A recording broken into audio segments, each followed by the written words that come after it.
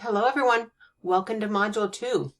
So I'm right here on the module page and I'm looking down at Module 2 just to offer a bird's eye view of what we have coming up. And I will run through it really quickly here, and then I'm going to open them up individually and run through what is happening and what's required. So I'm going to be placing this overview video right here. Obviously you know that because you're watching it. A little review of what our autoethnographic research project and the essay is all about. And you'll see here we've got activities and things due by Tuesday night, by Thursday night, and by Saturday night. So by Tuesday night, we're going to start off with this discussion board talking about the significance of our mundane, everyday acts and how they affect society and how society is always affecting and influencing them. And I'll talk more about that in a minute. We'll also have a couple things. These aren't to turn in, but they're very important, helping us figure out what subcultures are, since we need to pick one. And a little video explanation, I guess it's a lecture, if you will, on subcultures. By Thursday night, all this one is, when I have a discussion board B, that's just a reminder to respond to the original discussion board. And then by Thursday night, there's also going to be a little subculture free write and proposal. You need to pick that subculture pretty quickly for this class. And then by Saturday night, we have a reading, an annotated reading activity that I think will be really helpful. So let's look in on these and get a little closer view. So this one, I will be placing this video here. And again, that assignment, I've got this video here explaining it. It's kind of the key things on this overview page that I think are really important is this section right here, okay? What are we doing for this research project? Again, you are researching. It's not just this feel good, happy, hey, let me pick a memory and write about it. No, you are researching that memory, that event, that observation within a specific subculture. So it's not just something that happened to you, it's something that happened within this specific group of people. And you're going to find something and identify something meaningful that you have observed. And then we're going to write about that. And we're going to write a research paper about that. But because it is a paper based on our personal experience, even though we are bringing in other sources to support our points, it is going to be, it's going to allow for a lot more emotion, a lot more creativity, a lot more flexibility in the formatting and the style and the rhetorical choices that we make. So, and we'll be talking a lot about this over the next couple of weeks. But read over that. Let me know if you have any questions on that. And we are going to get right into the first discussion board. So this is a discussion. So you're already going, it looks like somebody already participated, which is fantastic. And what we're going to do here is we're going to look at or find just a normal, everyday, it can even be mundane experience that you've had within the last 48 hours.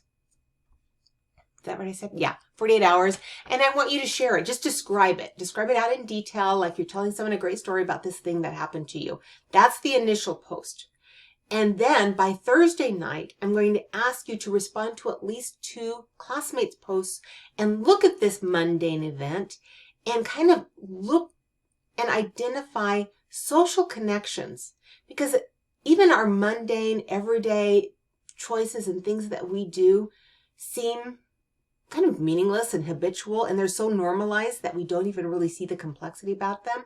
They often reveal really significant social influences, social effects, social commonalities, okay? And being able to look at that and examine that, that's a great first step and a first practice that would be really helpful as we move on to do a whole larger autoethnography where we are examining our life and its social significance. And so here's a couple examples, a few examples that I've put on. So playing with my dog and some of the social significance, and I'm sure you can even think of more, that I thought of is just, how pets and animals can be a sign of economic class and identities, like, are you a cat person? Are you a, let's say, reptile person? Very different identities there. And how pets can improve health. So there's a lot of connections that go beyond simply just playing with my dog. And there's also some with me cooking my Sunday dinners that I always cook and organizing my office. And so on this side, on this left side, this is going to be the experience that you share in your initial post. When you respond to people, these are going to be the kind of comments that you're going to share, that you're going to explore and provide. Okay? And so I think that would be a, thanks Carl for being the first one. I think that would be a great opening conversation to have as we enter into this assignment. The next thing we're going to be looking at are subcultures. Now remember, subcultures, they're not big cultures. Like you can think of, oh, being American, being Native American, having a background, you know, from South America or from the Philippines or something like that. Those are big cultures. Christianity, religions are big cultures. We're not looking at those. We're looking at a subculture that we belong to. A smaller group of people, okay, that we can see, that we know, that we interact with within this subculture. And this interaction with this group of people who have gathered together because they have some commonality, some common interest or goal in mind. And we're going to be looking at the people and how they interact and our memories of how they've interacted, our memories of what we've experienced within this group of people. And we're going to locate something that's significant. Okay. And so these are just helps for you to brainstorm and think of all of the groups that you belong to, all of the subcultures that you belong to. And here next, I also have a little lecture that I have put together that talks a little bit more on what I mean by subculture. And this is really important to get correct right out of the gates to put you on the right path. Okay, what is a subculture? It's not going to be, hey, I work at Panera, you know, that's my subculture. It's like, no, that's really not a subculture. You know, you could say a group of workers can be a subculture if it affects your identity. If you build an identity belonging to that group, then it's a subculture. If it's just some people you randomly work with, it doesn't affect your, you know, identity. It's just temporary. That's not a subculture. So read over that content, watch that video. And then right here is Thursday night. We just have the reminder for the discussion board responses. But here, AP5 is going to be where I ask you all to identify a couple subcultures you belong to and then offer a proposal. And then I can give you feedback. That's why I want this. I want to make sure that you're on the right track so I can give you some feedback, because I want to make sure that you are starting off on a solid foundation that will make things a whole lot easier for you coming up. All right. So just follow these, you know, I'm asking you to look at a couple of subcultures, because as we write about different subcultures, you might find, you know, one or two, even in your writing of them or introducing or descriptions of them, you'll find one that resonates a little more strongly with you. And then after you look at two, I want you to tell me which one you've picked and why. All right. So I think, let me see. I think that is, oh no, we've got our final assignment due Saturday night is this reading. So Robin, I think that's Boylorn. I think I spelled that right or wrong. I don't know. I'll double check. She is a professor, and she is a professional researcher, and her expertise is in autoethnographic writing. And she has written this. It's a peer-reviewed article, and so it's quite dense. It's quite longer. It's a little bit more complex, but it's also an autoethnographic essay. And so she includes a lot of personal story. She includes a lot of more creative prose in here, because this type of writing allows for that. And so what I'm going to ask you to do is to read over this. I think the actual article is right down here, and it's about 14 pages long. So it's a little bit longer. So it's not going to be a, hey, I'm going to start 10 minutes before the due date kind of thing.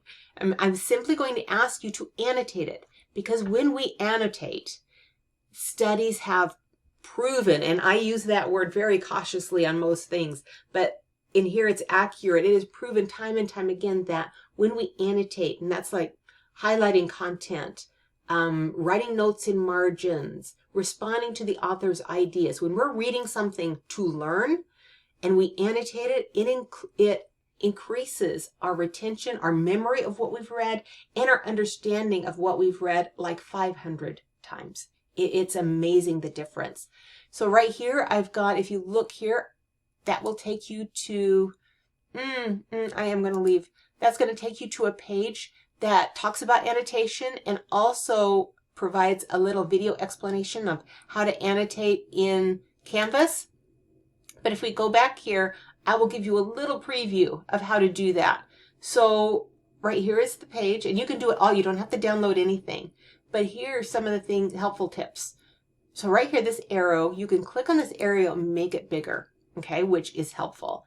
And then, let me move my screen up here so we can see it a little bit better. Okay. Let's go over here. All right, so we can see all of the tools. So here's the article, and up here are the annotation tools. And so if you go down here to where the article starts, here's the abstract. That's like a preview. And then she has a little epigraph here by Audre Lorde, which she's wonderful. But right here is where Boylorn, is it Boylorn? It is Boylorn. I was right. It's an O there. Where she starts her essay, okay? So she writes, my body houses my stories and remembers them sensually, viscerally.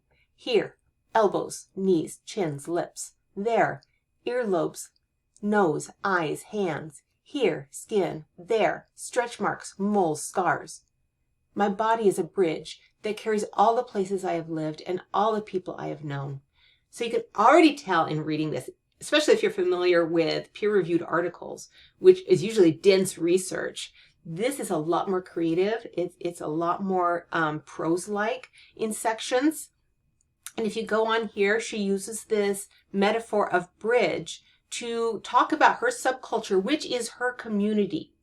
She talks about how her community and growing up in her community has influenced other aspects of her life, the conditioning that she received in this community and how it influenced other aspects of her life. And so she talks about these bridges between her community and other aspects. She talks about what autoethnography is. And then she shares some theories. These theories, don't worry if you don't understand them. She talks about this queer theory. Don't worry if you don't understand them because we don't need to right now. We're just looking at her stories because that's what we're going to focus on. And then as her evidence to kind of support the points she's making, she shares personal stories, like a bridge in the dorm room, a bridge in the bedroom, a bridge in the classroom. And then she comes down here to the conclusion, okay? So as far as annotating, let me get up here to the beginning again. If there is a part that you find meaningful or really interesting and you want to respond to it, or how she provides maybe a definition, you can go in here and you can highlight it, and you can go up here to the little highlight tool, and that highlights it. And you can change colors and all those kind of things. And then you can go over here and you can write a note and explain why it's interesting. Okay, add your notes. And if you do that, that counts for both a note and a highlight. Okay.